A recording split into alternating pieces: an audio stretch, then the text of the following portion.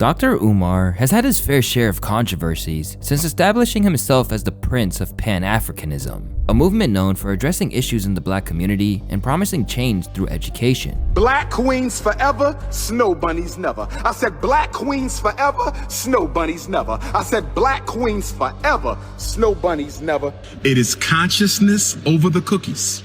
It is politics before the punani. But what started as an inspiration to black people has quickly evolved into one of the most polarizing and problematic phenomena on social media. It only takes a little bit of white brainwash to activate the coon chip in the average Negro. While Dr. Umar's wild views have resonated with thousands of people, it doesn't make up for the years of shady fundraising, attacks on anyone who dared to question his methods, and perhaps most troubling of all, failed promises. Imagine a school where children don't have to be suspended. Imagine a school where your child never gets expelled. Imagine a school where your child never gets misdiagnosed and put in special education. Imagine a school where you don't have to worry about the teachers trying to force you to put your son or daughter on dangerous psychiatric medication. In fact, Dr. Umar has stirred up so much commotion that it even resulted in him being investigated, churned into memes, and literally having entire blogs dedicated to exposing his fraudulent behavior. It's your boy Luesta, and before we get into the victims of Dr. Umar, this video is sponsored by Raycon. Keep your ears open and playlists rolling with Raycon's Essential Open Earbuds. These things are perfect for when I'm editing, on a walk, or just chilling, because they let me hear my music while still staying aware of what's happening around me. They sit right outside of your ear canal so you can still hear traffic, people, or whatever's going on, all without losing any sound quality. Plus they're lightweight, super comfortable, and built in a way where they just don't slip out of your ear, even when you're moving around. You also get 36 hours of battery life, this thing called multi-point connection where it makes it easy to switch between devices, and the same premium audio quality you would expect from big brands but at half the price. I use these and you should too. So if you're trying to upgrade your sound this season, Raycon's Black Friday and Cyber Monday sale is the time to do it. Click the link in the description or go to buyraycon.com/LuExtrasOpen to save up to 30% off on all Raycon audio products. That's buyraycon.com/LuExtrasOpen. I want to thank Raycon for sponsoring today's video, but now let's get back into it.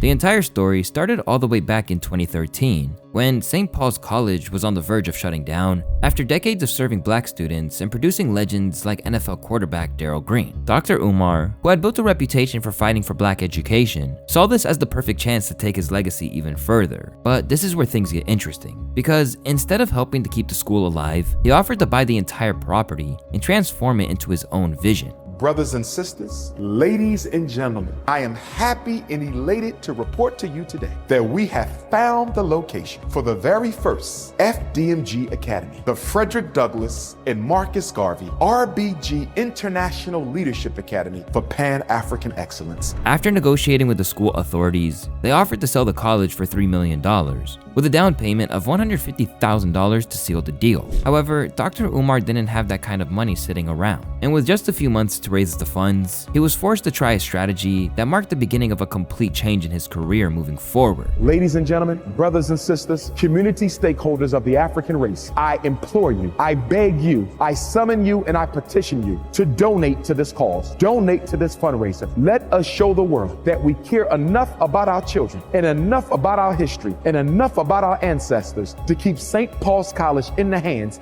of the African American community and in the hands of Dr. Umar Johnson and in the interest of African children. Before this time, Dr. Umar was known for speaking about issues black children face in the American school system. He even had entire books written on these issues, which also detailed what black parents can do to handle some of these challenges. But it never seemed like it was about personal advancement before. Instead, he seemed like he was genuinely moving out of the passion he had for his community. But as he began building his new school, we would begin to see a whole different side of Dr. Umar. In the next 30 days, nearly $150,000 was raised, which was a good start for his vision. But after 6 months, Doc made it clear how he felt about the donation so far. So far, we raised $250,000. I know y'all got a lot more to give me than some $250,000. When Darren Wilson killed Michael Brown, white folks gave him $300,000 in 3 weeks for his defense. And Dr. Umar Johnson is trying to build a state-of-the-art school for black boys that y'all all know I need. And after 6 months, I only got $250,000 $250,000. Trifling ass black people. While that seemed like a simple joke at the time, it gave people a glimpse into how he assessed situations around him. To him, his vision was worth a lot more than $250,000 in 6 months. But y'all sure call me up when the school's messing with your son. Did you make a donation to my school? Oh, not yet. Bye. Click. That's the new Umar. You want some help with your son? Did I get a donation? Now I want to hear that. Mail the donation, then you call me back, and then I'll help you with your son. But you're not going to use me to fight white folks when your son shouldn't even have to put up with them in the first place. Over the next decade, he appeared on countless podcasts and TV shows, promoting the project and raising more funds. While no one knows exactly how much he's racked up, reports suggest it's grown into a substantial sum. Yet, despite years of fundraising, updates on the school's progress have been few and far between. All we've seen is a video of him hinting at the HVAC system for the school, and another video from 2024, where they seem to be painting the school. We having an HVAC party today. We having an HVAC party today, brothers and sisters. I said we having an HVAC party. HVAC. Do you know what an HVAC party is? Heating, ventilation, air conditioning. Oh yes, brothers and sisters. I want to say thank you to all you who came out this past weekend and helped us out. We had a beautiful time Saturday and Sunday getting the school ready for our young men. It's obvious that this isn't enough to justify the millions of dollars donated by average black citizens. What's even more weird was that every time Dr. Umar was asked about the progress, he would completely go off the rails in a way that seemed very defensive. What did you do with the money? That is the silliest question I've ever been asked. What did you do with the money? Well, I think you can see what I did with the money. We got 4 buildings. I think you can see what I did with the money. And then he would go on to demand for more. In the meantime, you need to hit the Cash App, $FDMG school. We're getting close to the finish line. But after a while, most people started to see through the smokescreen and began asking serious questions. Did he ever use that donation money to build that school? Meanwhile, some of his dedicated followers still had hopes that the school was still being developed, as they kept believing his promises. The school will then be opened for the fall of 2021? No, sir. We're looking to open up the school the fall of 2022. If we are fortunate enough to conclude renovations on the Marcus Garvey building and Nat Turner Gymnasium this summer, we look to open up the school next summer. So that would give us 12 months of leeway to comfortably make sure we have everything in place to receive our young men, not this coming fall, but the following fall of 2022. But the rest of the black community believed that he was a complete fraud, scam artist. However, on the 26th of July, 2025, things would take the most unexpected turn. This morning, I received a text message from one of my homies. He needed Dr. Umar to send him a couple dollars. I logged into my account just to check my balance because I haven't done so since I left for South Africa back on July 10th, only to discover that I could not log into my account. And if you think that was bad, just wait, cause it gets even crazier. So then I called the bank, and the bank told me that my personal account, as well as the independent Frederick Douglass Marcus Garvey Academy account, have both been frozen. And I was told that there is an investigation into my personal account as well as the school account. I asked them, was this due to suspicion of any fraud on my part? I was told that it was not due to suspicion of any fraud on my part, but I was told that it was due to suspicion of fraudulent activity. While this might not be entirely impossible, given the recent suspicions surrounding the academy he claimed to be building, it ultimately came across as nothing but an excuse. Because how do you explain calling a bank concerning your frozen account, and the first question you're asking is to know whether it was locked due to fraudulent activities on your part? Yeah, that's pretty sus. And instead of providing evidence of his interaction with the bank to at least make his story more believable, Dr. Umar would double down.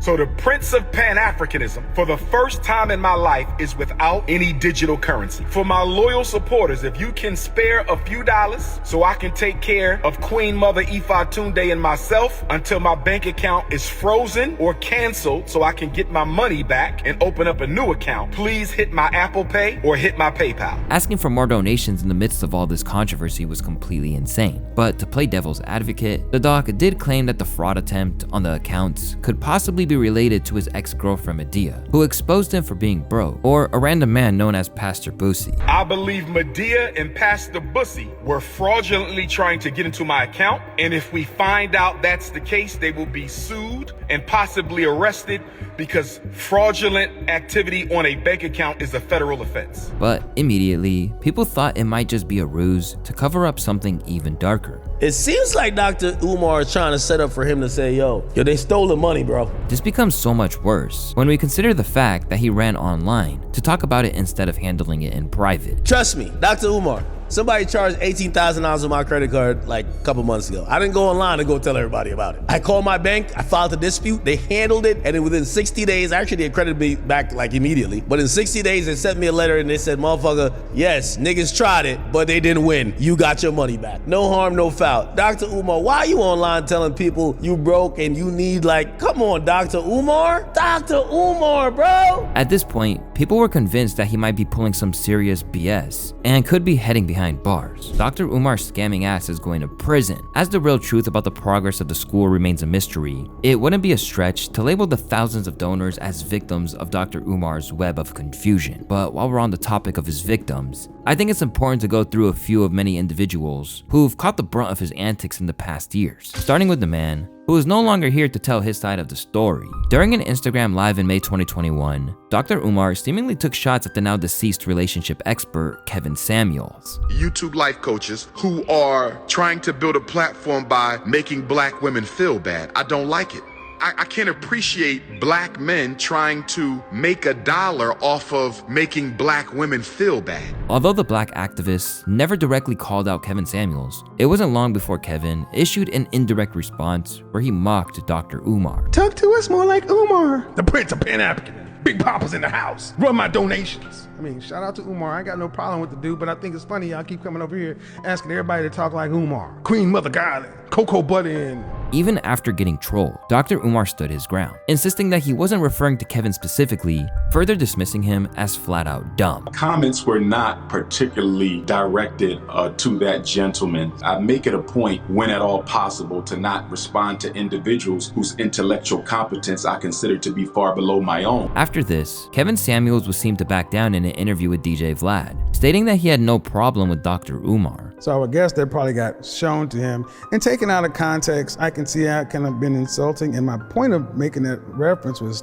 not to say he's a bad person. Yet, while Dr. Umar's beefs with Samuels was relatively mild, one person he's never held back from attacking at every opportunity is the former president of the United States, Barack Obama. Over the years, Dr. Umar has made it his personal mission to call out the former president, often being completely disrespectful. Barack Obama was a flunky, he was a functionary, he was a stool pigeon, and he was a puppet, and yes, he was a coon. However, his attacks weren't limited to bare name-calling, as he would repeatedly portray Obama as the architect of what we know today as the woke agenda, particularly when it comes to the LGBTQ issues in the black community. One of the reasons Barack Obama was made president is so he could normalize the LGBTQ agenda in the black community. Think about it. If George Bush tried to push homosexuality in the black community, we would have rejected him. Of course. If Donald Trump tried to push homosexuality in the black community, we would have rejected him. Of course. You could only normalize that through a blackface. Well, this isn't exactly true. It was enough for people to start regurgitating it on the internet. Dr. Umar would even go further by calling Barack Obama a horrible role model for black children. His attacks came across as an attempt to discredit a man who rose to the highest office and served his country for 8 solid years. This habit of constantly talking down on the achievements of people is something he's been doing for years, and no one has been able to escape it, including one of the greatest rappers of all time in Slim Shady himself. During a Breakfast Club interview, Dr. Umar was clear about his feelings regarding the white rapper's success, stating that all of his achievements and respect in the game were as a result of his race, as opposed to skill or hard work. Eminem.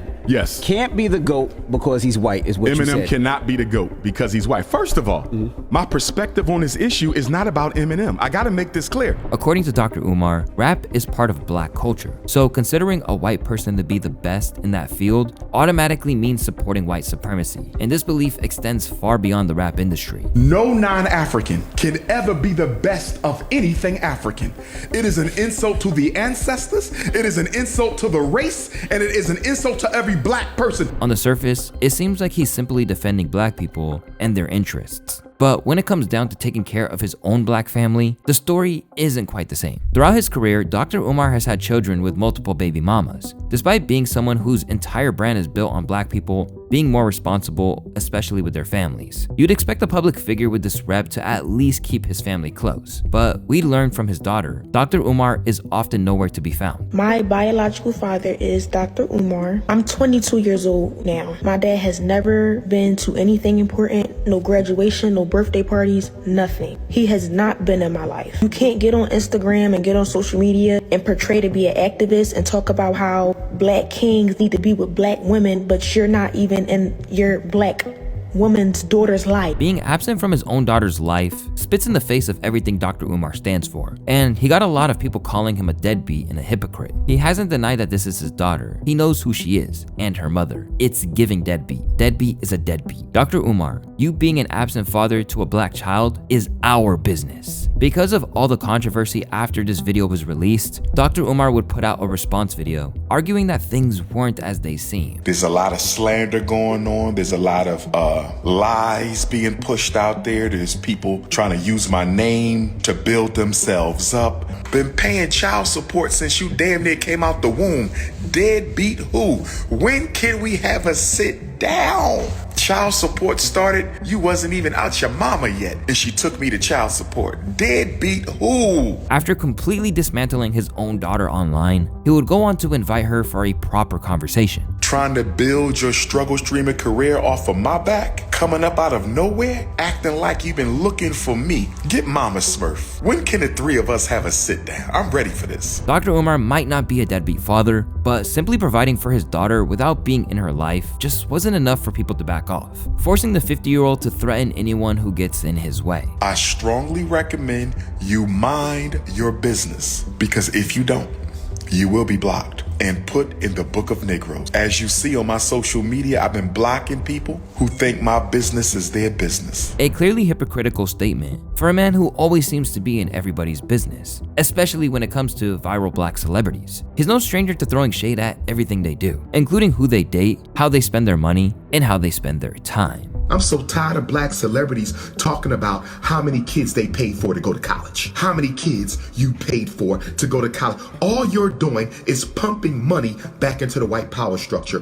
When is the black celebrity going to start funding the black community? And he would go on to call out specific names in the entertainment industry as if they weren't doing enough with their immense wealth. Oprah, Beyonce, Tyler Perry, and Jay-Z, you are the Mount Rushmore of black celebrities right now today.